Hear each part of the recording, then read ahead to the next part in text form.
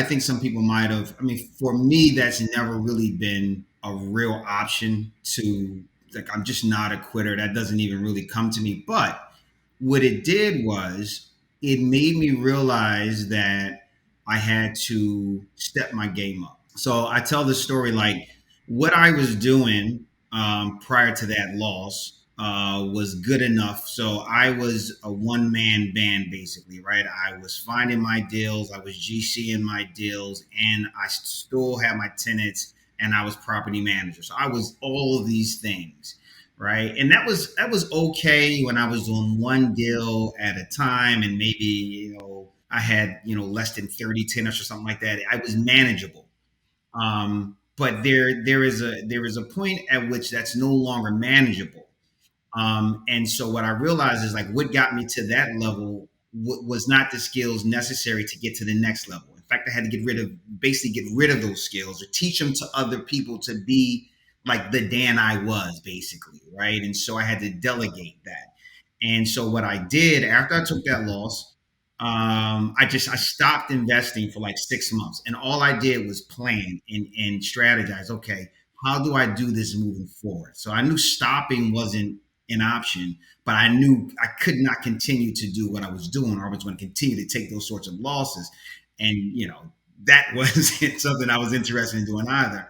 So yeah, so I took about 6 months, and I just strategized. I read everything I could about scaling, joined different groups. I read books, and I just put together a plan on moving forward. And I hired people, which is always scary because you're always concerned if you have enough money. But generally, you can't afford not to, right? Because otherwise, you're just keeping yourself small. It's a mindset thing. I talk about that like a lot. Like if you think you're going to do everything, you're going to keep yourself really small, and you may make more money on say one deal, but you're doing way more of the work. Where I could do say 10 deals and do almost none of the work except for find the deal and find the money. And I may not even have to find the deal. I can hire somebody to find the deal. So I think it just goes to working on your mindset, changing that. That was for me during this whole process from being a blue collar worker to where I am now. Every elevation came with a mindset shift. Sometimes brought on by pain, sometimes just brought on by the fact that I understood that some things I was thinking was holding me back. And it's going to be hard to train them. It's going to be hard to train them if you've never done the job. You won't have the right expectations. And it's not that you have to know everything, but you should understand, have a cursory understanding of how these different parts of your business operates.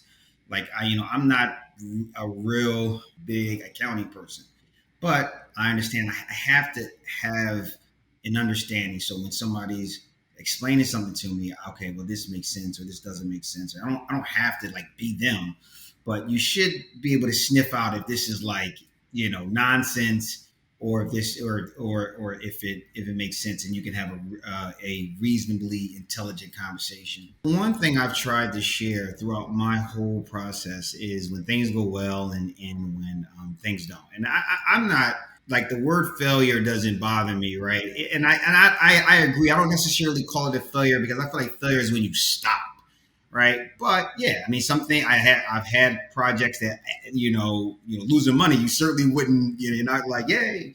But yeah, I mean, I've had contractors that ran off with money. I've had people that were going to partner with me that backed out and left me holding the bag.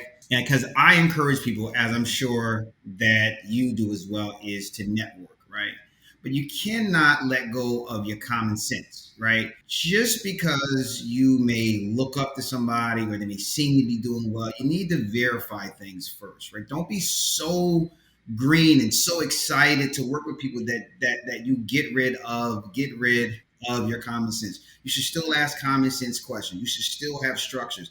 Now that's where I've seen people get scammed horribly. Is people have a really good social media presence and they suck people in, right? And people don't know they're losing left and right. Like the person they're getting sucked into is losing money left and right. But by the time they get sucked in, then it is too late, right? So make sure you don't just get rid of your common sense because somebody has a bunch of followers or they got a big presence.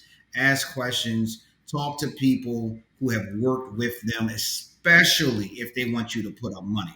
If they're asking you to put up money, you need to do your due diligence.